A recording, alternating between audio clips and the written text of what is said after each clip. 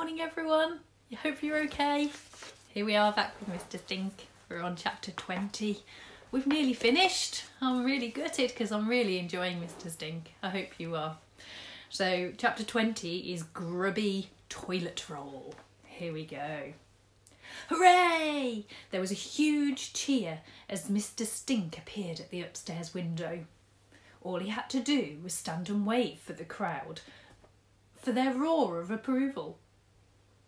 The cameras all zoomed in and the microphones leaned forward. One lady even held up her baby so the infant could catch sight of the new star. Chloe stood a few paces behind Mr. Stink, watching like a proud parent.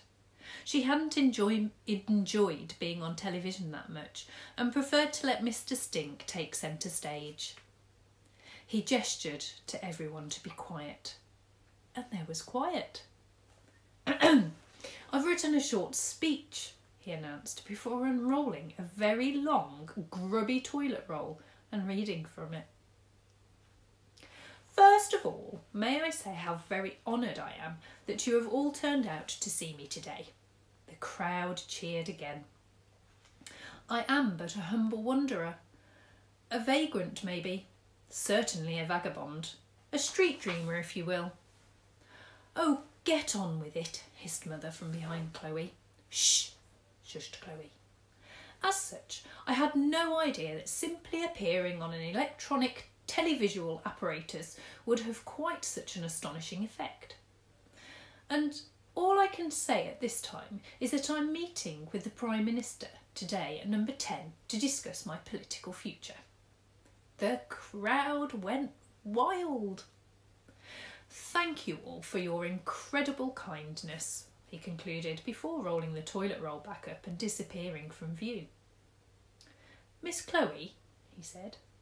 Yes, she answered. If I'm meeting the Prime Minister, I think I need a makeover. Chloe wasn't sure exactly what a makeover was.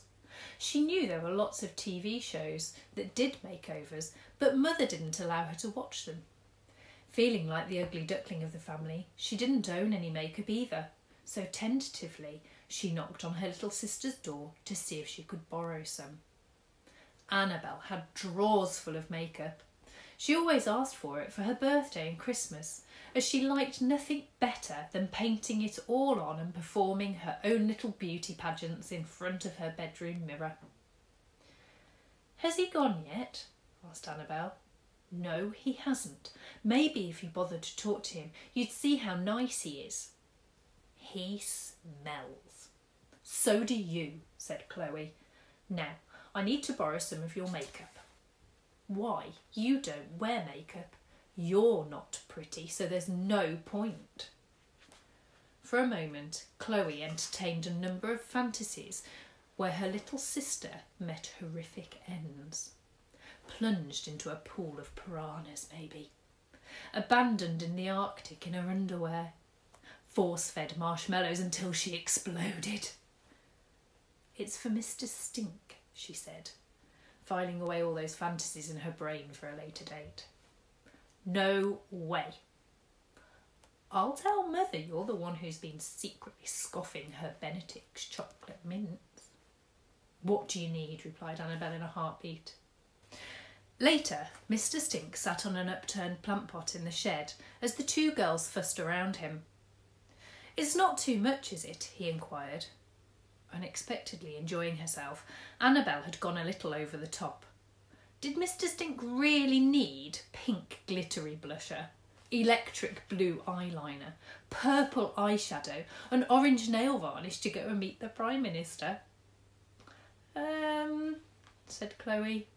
No, you look great, Mr. Stink, said Annabel as she attached a butterfly hair clip to his head. This is so much fun. It's the best Christmas ever. Aren't you supposed to be singing carols in the church or something? Asked Chloe knowingly. Yes, but I hate it. It's so boring. This is way more cool, Annabel looked thoughtfully. You know, it's so tedious sometimes doing all those stupid hobbies and sports and stuff. Why do you do them? Inquired Chloe. Yes, why do you do them, dear? Chimed Mr. Stink. Annabel looked confused. I don't know really. I suppose to make Mother happy, she said. Your mother won't be truly happy if you aren't. You need to find the things that make you happy, said Mr. Stink with authority. It was hard to take him seriously though, what with his multicoloured eye makeup. Well, this afternoon has made me happy, said Annabel. She smiled at Chloe for the first time in years. Hanging out with you has made me happy. Chloe smiled back and then nervously held each other's gaze for a moment. What about me? Demanded Mr. Stink. You too, of course, laughed Annabel.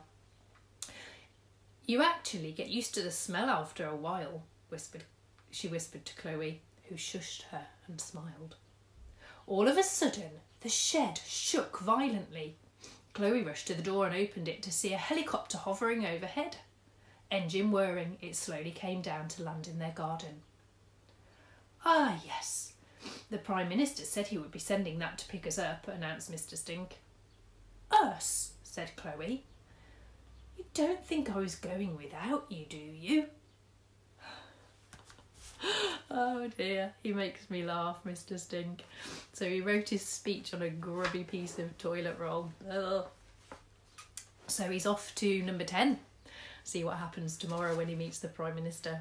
I wonder what's going to happen.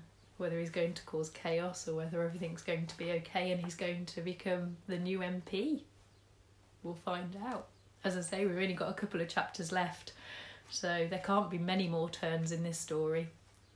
I hope you enjoyed that. I'll see you again tomorrow. Take care, Year 4. Bye now.